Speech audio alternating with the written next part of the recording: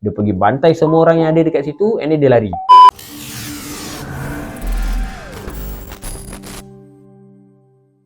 Assalamualaikum, salam sejahtera dan hai kepada korang semua. Minggu lepas, Netflix dah tayangkan cerita Mat Kilau. Aku jamin ramai antara korang yang tengah tengok video aku sekarang ni, semua dah tengok dah cerita Mat Kilau. Yalah, cerita Mat Kilau ni kan filem yang menerima kutipan tertinggi sepanjang zaman dekat Malaysia ni. Wow. Untuk hari ni, aku tak nak cakap tentang cerita Mat Kilau. Even ramai dah. Kalau kau tengok kat Facebook, ramai orang bagi pendapat masing-masing tentang cerita Mat Kilau. Ada yang cakap best, ada yang cakap tak best. So, untuk aku tak nak cakap apa-apa. Aku tak cakap cerita ni best, aku tak cakap cerita ni tak best. Cuma untuk hari ni ataupun untuk segmen sembang movie hari ni, aku nak sembang pasal cerita Geran. Kenapa aku pilih cerita ni? Sebab bagi aku cerita Geran dengan cerita Mat Kilau ni dia lebih kurang sama genre lah, sebab dua-dua pun mengangkat seni mempertahankan diri kita, iaitu silat. Before aku cerita lebih lanjut, aku just nak bagi tahu dekat korang yang cerita ni sebenarnya keluar pada tahun 2019. Kalau korang nak tahu, cerita ni dapat satu anugerah, iaitu anugerah Daniel A. Kraft. Aku cuba cari Daniel A. Kraft ni anugerah apa. So apa yang aku jumpa,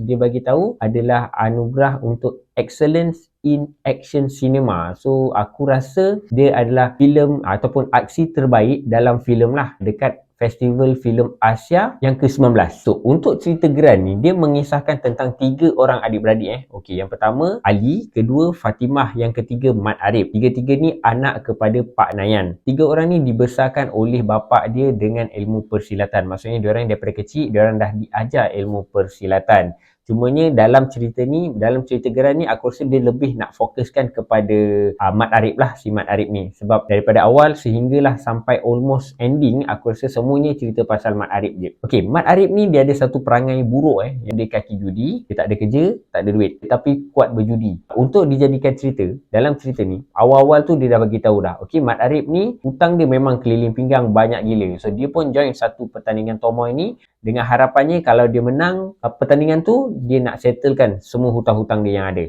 Tapi masalahnya, dia tak menang, dia kalah. So bangangnya si Arif ni, dia dah kalah, dia pergi cagar pula geran tanah untuk rumah bapak dia tu dekat Haji Daud. So Haji Daud dengan Pak Nayan ni sebenarnya diorang ni adalah kawan seperguruan. Mangkaknya si Mak Arif ni, dia ada juga plan nak bayar hutang tu. Tapi kau bayangkan okay, kerja tak ada, duit tak ada, macam mana dia nak bayar hutang? So apa yang dia tahu satu je, dia tahu berjudi. So apa yang dia buat, dia pergi tempat lain untuk berjudi lah. Tapi sebenarnya apa yang dia tak tahu, toke-toke judi yang ramai-ramai ni sebenarnya di bawah satu kumpulan kongsi gelap lah. Sebenarnya memang diorang dah plan nak kenakan si Mat Arif ni. Mula-mula memang Mat Arif menang. Dia bagi menang.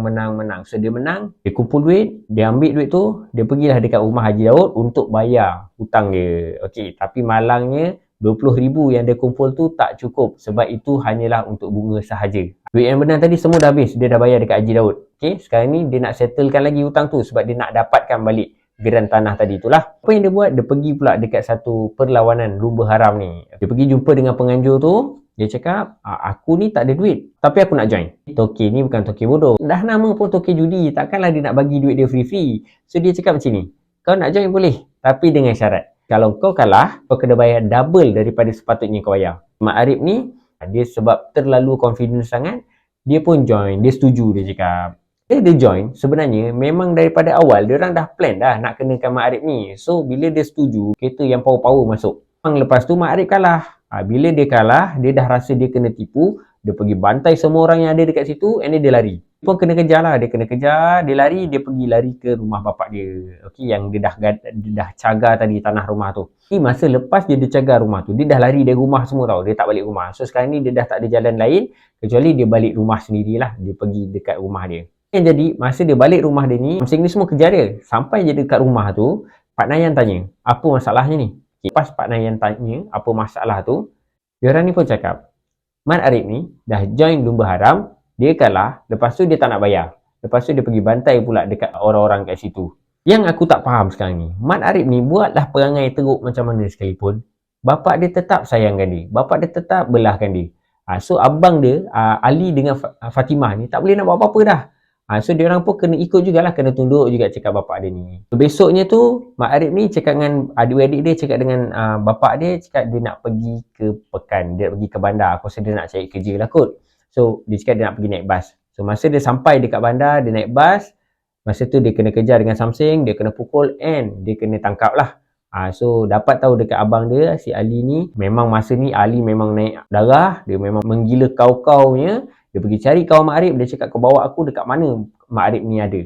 So dia bawa lah, dia bawa, memang dia langgar semua tempat something-something ni just untuk cari si Arif ni. Aku tak nak go through cerita ni secara detail, maksudnya semua elemen yang ada, karakter, dialog, plot, storyline semua tu aku tak nak go through detail. Aku just bagi tahu sikit-sikit je lah apa pendapat aku tentang cerita ni. Okay, cerita ni sebenarnya bagi aku dia berpotensi untuk pergi jauh, tapi ada a few parts, nak cakap a few tak juga, adalah banyak juga part-part yang kekurangan yang membuatkan cerita ni bagi aku dia jadi tak berapa nak menarik untuk aku tengok. Pada pendapat aku lah, cerita ni pace dia agak slow. So that's yang betul potong mood aku lah untuk aku tengok cerita ni sampai habis. Walaupun aku tengok cerita ni sampai habis lah.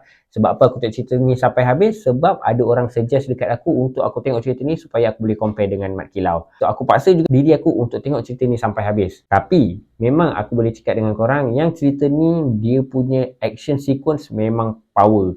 That's why dia boleh terima award lah.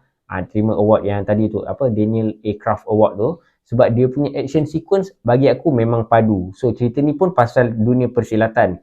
So aku tengok gerak tari dia, aku tengok koreograf dia, memang semua cantik, kemas. Aku memang tak ada nak komen apa-apa lah tentang action sequence dia, memang gempak dengan sound effect yang bagi aku nice lah. Sound effect dia dengan action sequence dia memang nice. Dia tak over. Tak over in term of sound effect. Storyline cerita ni dia bagus tau sebenarnya. Dia ada, tu aku cakap cerita ni ada potensi sebab storyline dia tu memang bagus. Cuma dia punya plot tu aku rasa ada something missing, yang ada yang tak cukup. So aku tengok orang bagi rating tinggi cerita ni 7 apa semua, tapi untuk aku maybe tak berapa nak sampai. Tapi still consider aku boleh layan cerita ni sebab satu, aku memang suka. Aku memang minat silat. Aku memang suka tengok dunia persilatan apa semua. Aku memang suka tengok gerak tari silat. And part last tu aku baru perasan yang cerita ni dia cuba tiru. Bukanlah cuba tiru, dia berkonsepkan lah konsep sama macam Raid. Tak silap aku Raid Redemption kot, yang dia masuk ke bangunan lama tu kan. Tapi yang ni bukan. Yang ni dia masuk kat gudang, lepas tu dia pergi serang semua something yang ada dekat situ. Memang cool lah, gempak gila kat situ. Tak silap aku yang Raid Redemption, John Wick pun tak silap aku konsep yang sama juga kot. Dia bukanlah tiru korang jangan salah faham. Tiru dan konsep adalah lain. So ramai orang cakap okay, cerita ni tiru, cerita ni tiru, cerita ni. Korang tahu tak sebenarnya dekat dunia ni berapa ramai dah buat semua jenis cerita. Kau nak dapatkan satu idea yang fresh, susah gila weh. So bagi aku dia ambil konsep and dia adaptasi. Penyampaian berbeza. So janganlah korang gunakan cerita ni tiru cerita tu, cerita ni tiru cerita tu. Janganlah. Okey lah, tu je aku nak share dengan korang hari ni. Korang dah tengok ke belum cerita Geran ni? Kalau korang belum tengok, korang boleh tengok cerita ni dekat Netflix. Bila korang type dekat Netflix Geran, korang akan jumpa The Deeds of Death.